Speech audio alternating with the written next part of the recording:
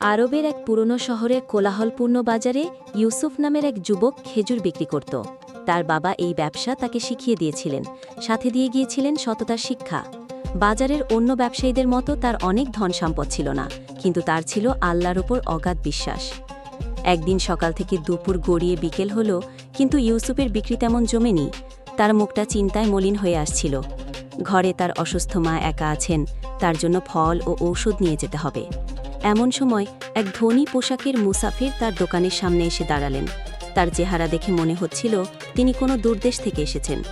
আগন্তুক ইউসুফের দোকানের সবচেয়ে ভালো মানের আজোয়া খেজুরের দিকে ইঙ্গিত করে বললেন, এই খেজুরের 10 কেজি আমার লাগবে। আমি সফরে বেরিয়েছি, আমার সঙ্গীদের জন্য নিয়ে যাব। ইউসুফের চেহারা উজ্জ্বল হয়ে উঠল।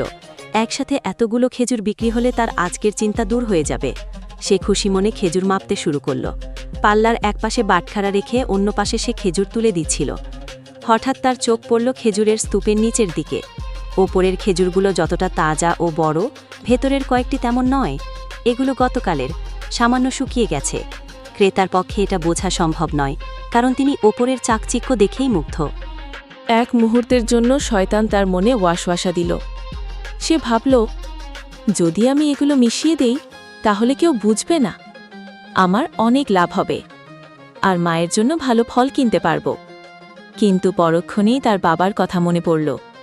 তিনি বলতেন, বাবা ইউসুফ, সততার মধ্যে যে বরকত, আল্লাহর তরফ থেকে আশীর্বাদ, তা অন্য কিছুতে নেই। আল্লাহ সব কিছু দেখেন। ইউসুফের ভেতরটা কেঁপে উঠল। সে আল্লাহর ভয়ে নিজেকে সামলে নিল। খেজুর মাপা শেষ হলে সে আগন্তুকের দিকে তাকিয়ে নরম স্বরে বলল, জনাব, আপনার কাছে আমি একটি কথা গোপন করতে চাই না। এই খেজুরের স্তূপের বেশিরভাগই সেরা মানের, কিন্তু এর মধ্যে অল্প কিছু খেজুর গতকালের আছে। সেগুলো ভালো, তবে আজকেরগুলোর মতো তাজা নয়। আপনি চাইলে আমি সেগুলো বদলে দিতে পারি, অথবা আপনার জন্য দাম কিছুটা কমিয়ে রাখতে পারি। আগন্তুকের চেহারায় কোনো পরিবর্তন দেখা গেল না। তিনি ইউসুফের চোখের দিকে কিছুক্ষণ তাকিয়ে থাকলেন, যেন কিছু পরীক্ষা করছেন। তারপর তিনি মৃদু হেসে বললেন, দাম কমানোর প্রয়োজন নেই, আর খেজুর বদলানোরও দরকার নেই। তুমি বরং আমার জন্য আরও 5 কেজি মেপে দাও। কেউ চুপচাপ আরও 5 কেজি খেজুর মেপে দিল। আগন্তুক তাকে তার প্রাপ্য অর্থের চেয়েও বেশি কিছু স্বর্ণমুদ্রা দিলেন।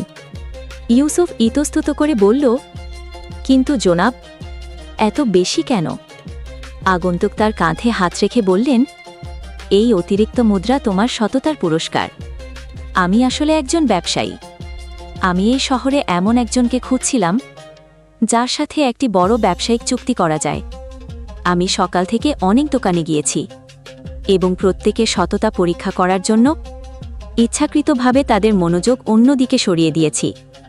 একমাত্র তুমিই তোমার পণ্যের ত্রুটি নিজে থেকে প্রকাশ করেছ। যে ব্যক্তি সামান্য খেজুরের সততা দেখাতে পারে, সে বড় কাজেও বিশ্বাসযোগ্য হবে। তিনি আরও বললেন, আমি তোমাকে আমার বাণিজ্য কাফালার একজন ব্যবস্থাপক হিসেবে নিয়োগ দিতে চাই। তুমি কি রাজি? ইউসুফের চোখ দিয়ে তখন পানি গড়িয়ে পড়ছিল। সে বুঝতে পারছিল, এটা কোনো সাধারণ পুরস্কার নয়, এটা তার সততার প্রতিদান হিসেবে সরাসরি আল্লাহর পক্ষ থেকে আসা বরকত। সে কাঁপা কাঁপা গলায় বলল, আলহামদুলিল্লাহ, আমি রাজি আছি। সেদিন ইউসুফ শিখেছিল, মানুষের চোখে ধুলো দেওয়া গেলেও আল্লাহর চোখকে ফাঁকি দেওয়া যায় না। সততা হয়তো সাময়িকভাবে সামান্য ক্ষতির কারণ হতে পারে, কিন্তু এর বিনিময়ে আল্লাহ এমন দরজা খুলে দেন যা মানুষ কল্পনাও করতে পারে না। তার রিজিকের মালিক একমাত্র আল্লাহ, আর সততাই হল সেই রিজিক খুলে দেওয়ার চাবি।